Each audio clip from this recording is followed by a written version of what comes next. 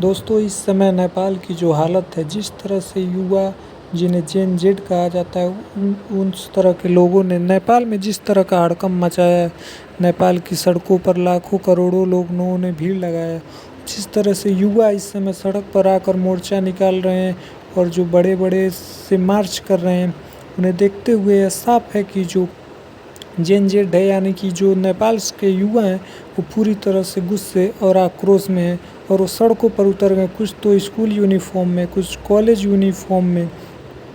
और इनको जो लीड कर रहा है वो है हामी नेपाल, जो इन्हें ग्रुप लीड कर रहा है वो प्रोटेस्टर। यहाँ तक कि जो मार्केट्स हैं, जो मॉल्स हैं, सब कुछ बंद हो गया और लोग वहाँ की चीज़ों को उठा कर ले जा रहे हैं। जो ये शुरू हुआ था वो मैटिक और मंडला से शुरू हुआ था और जाने वाला था पार्लियामेंट तक। लोग अलग अलग किस्म के पोस्टर बना रहे हैं जिस पे सरकार के खिलाफ खतरनाक प्रदर्शन किया जा रहा है, लेकिन गवर्नमेंट ने जब उनके खिलाफ पुलिस लगाई तो जो प्रोटेस्ट था वो शांतिपूर्ण था, वो चल के विद्रोह में बदल गया और पुलिस, आर्मी और लोगों के बीच झड़प हो गई, जिसमें 19 लोगों की मौत हो गई और लगभग 2000 लोग घायल हो गए। उसके बाद उसमें एक 12 साल का बच्चा भी था, जिसके बाद सरकार ने और ठोस कदम उठाना चाहा, लेकिन लोगों का गुस्सा और भी सर पे चढ़ गया था और भी ज़्यादा संख्या में लोग सड़कों पर उतर आए और सरकार के खिलाफ आवाज़ उठाई।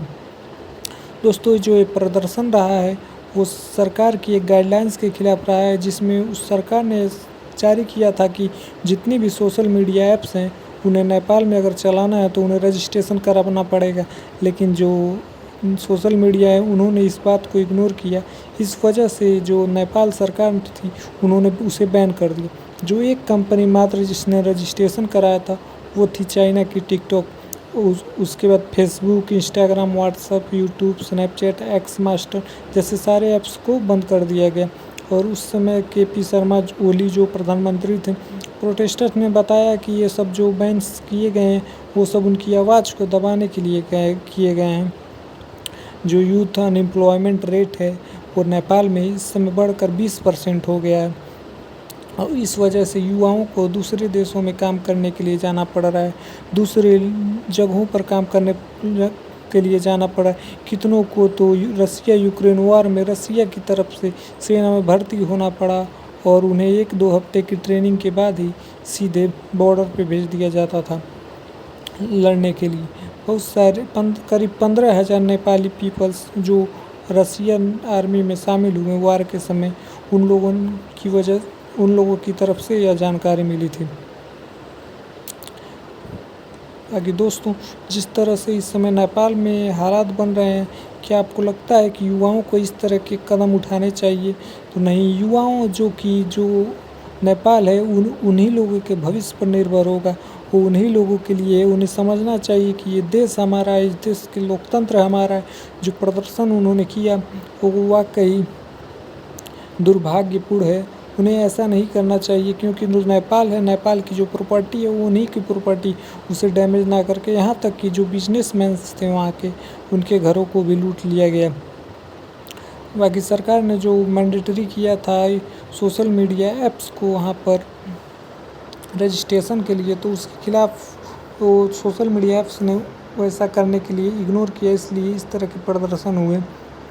वहाँ पे नेपाल में पहले से ही करप्शन, नेपोटिज्म, बढ़ती बेरोज़गारी और सोशल मीडिया ऐप्स को बैन्स को लेकर इतनी सारी मुद्दों के साथ लोग परेशान होकर एक साथ सड़कों पर उतरे और सरकार के खिलाफ उन्होंने अपना गुस्सा जताया। प्रधानमंत्री ओली जिन्होंने रिज़ाइन करके देश ही छोड़ दिया, फाइनेंस मिनिस्टर जो सड़कों पर लोगों के हाथों मार खाते हुए देखे गए और जो वहाँ के प्रेसिडेंट थे उनका अभी तक कोई पता नहीं चल पाया है। बच्चे जो 20-25 वर्ष की उम्र में थे, कुछ कॉलेज ड्रेस में, कुछ स्कूल ड्रेस में, जिन्हें वो लीड कर रही है वो है हामी नेपाल, जो ग्रुप उन्हें लीड कर रहा है, जो उन्हें बता रहा है कि कब क्या करना है। जो प्रोटेस्ट इस समय हो रहा है नेपाल में, वाकई अगर अभी जो ये प्रोटेस्ट नेपाल में हो रहा है, अगर अभी इस पर रोक नहीं लगाया गया तो नेपाल की हालत भी श्रीलंका और बांग्लादेश की तरह हो जाएगी।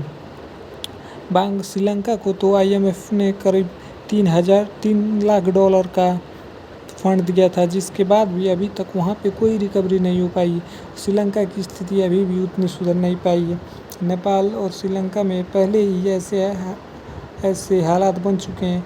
इसको देखते हुए भी नेपाल में यहाँ तक कि जो वहाँ के जो लोग हैं, उन्होंने यहाँ तक कि पशुपतिनाथ के मंदिर के गेट तोड़ने के लिए भी कोशिश की थी। ये सारी चीज़ें करके वो क्या जताना चाहते हैं, सरकार जानना चाहती है, लेकिन लोग रिजाइन करके जा चुके हैं। अब जो पूरा कंट्रोल है वो नेपाल का, वो आर्मी के हाथों में है। लेकिन अभी तक वहाँ पे जो हालात हैं वो अभी तक सुधर नहीं पाए हैं। उनका गुस्सा इसलिए भी चाहता था कि यहाँ पे इकोनॉमिक इनइक्वालिटी चाहता था। लगभग 20% लोगों को ही वहाँ की सरकार रोज़गार दे पाती है, बाकी लोगों को बाहर ही जाना पड़ता है काम करने के लिए। वहाँ पे लोगों को मार्च का कारण था, उन लोग चाहते थे, लोगों की मांग जो थी वो थी सिस्टमेटिक रिफॉर्म्स को लेकर। वहाँ पे 2 पार्टियाँ रूल करती हैं नेपाल में, पहला नेपाली कांग्रेस और दूसरा नेपाली कम्युनिस्ट। इसी दोनों पार्टी से कोई प्रधानमंत्री बनता है। लेकिन जब इस तरह से बेरोज़गारी और करप्शन को बढ़ते देख युवाओं में आक्रोश बढ़ गया। नेपोटिज्म की बात करें तो जो राजनीतिक दल हैं, जो बड़े बड़े ऑफिसर्स के बच्चे हैं, वो लोग बहुत लग्जरी लाइफ जीते हैं और फॉरेन से गुच्ची के कंपनी के कपड़े पहन के आते हैं। और वहीं देखा